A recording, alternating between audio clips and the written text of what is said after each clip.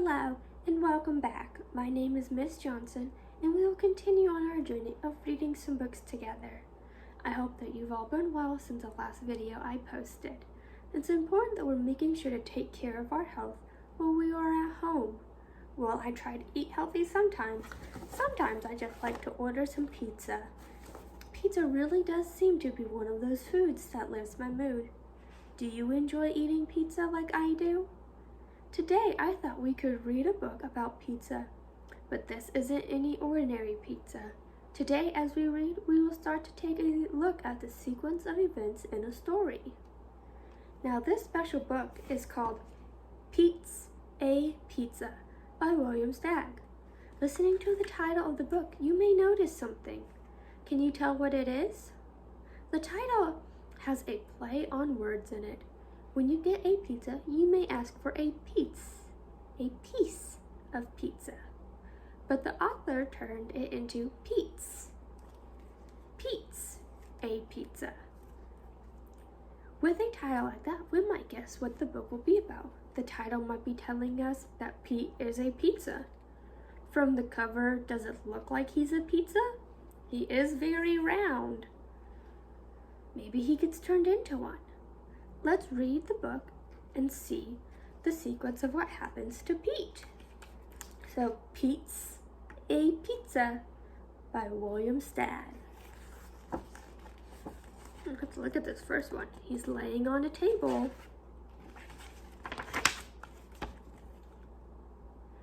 Pete's in a bad mood. Just when he's supposed to play ball with the guys, it decides to rain.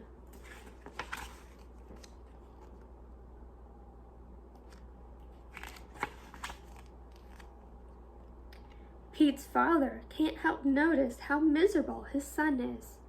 He thinks it might cheer Pete up to be made into a pizza. So he sets him down on the kitchen table and starts kneading the dough. So he is getting turned into a pizza. And stretching it this way and that. Now, the dough gets whirled and twirled up in the air. Let's remember that word now. Next, some oil is generously applied. It's really water. Then comes some flour. It's really talcum powder.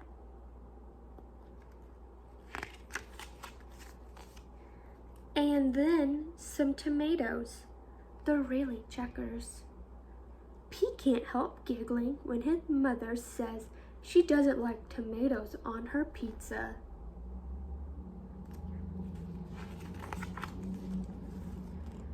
All right, says his father. No tomatoes, just some cheese.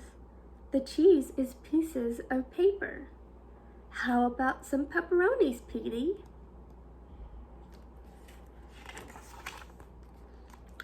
Pete can't answer because he's only some dough and stuff. But when the dough gets tickled, it laughs like crazy. Pizzas aren't supposed to laugh. Pizza makers are not supposed to tickle their pizza.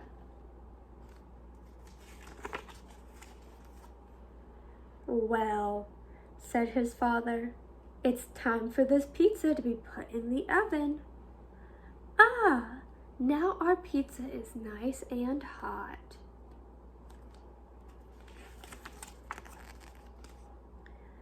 Pete's father brings the pizza to the table. It's time to slice our pizza, he says.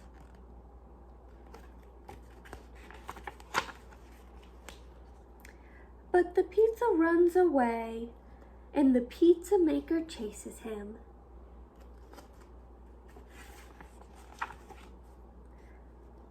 The pizza gets captured and hugged.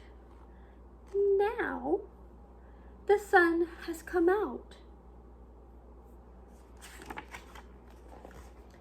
And the pizza decides to go look for his friends.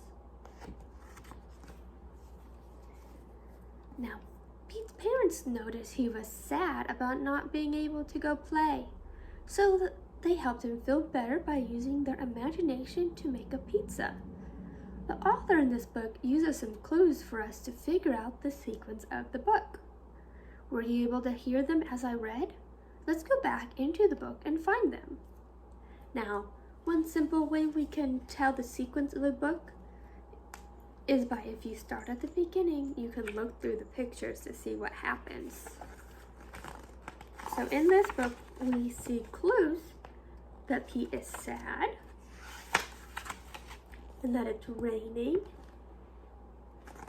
and then it goes through the process of him being turned into a pizza. So you can tell step by step of what is happening. But now the best way to see the sequence is by looking at the words the author uses. The author uses words like now, saying that right then it was happening right at that moment. Next, that after this happened, this happens right after it. Then is another way of saying next. So this happened, then this happened, and then this happened.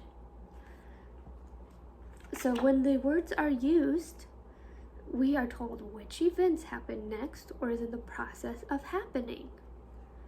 Now in this book, it's kind of hard to see, but there's two sequences happening. Now we are told the steps of how to make a pizza: kneading dough, adding tomatoes, cheese, and being cooked. But there's a more important lesson of the sequences, and that is of how Pete starts to feel better. You see, in the beginning, he was in a bad mood about the rain, but then as it goes on, he giggles at his mom's words about not liking tomatoes, and then he laughs about being tickled, and when it's all said and done, he's happy again. And so it shows that he went from being sad and in a bad mood to having time with his parents and feeling better.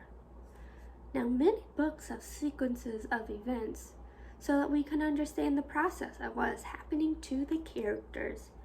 We can see what happens first, then next, and then at the end of the book.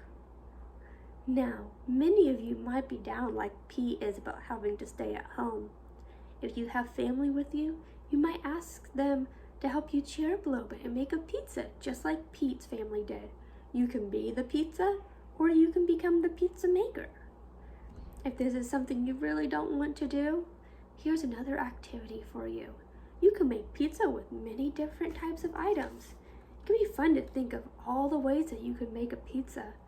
Just remember to use the sequence of events to make a pizza as you put it together. So, for my pizza, I used many different things, as you can see. I have Play-Doh as my dough.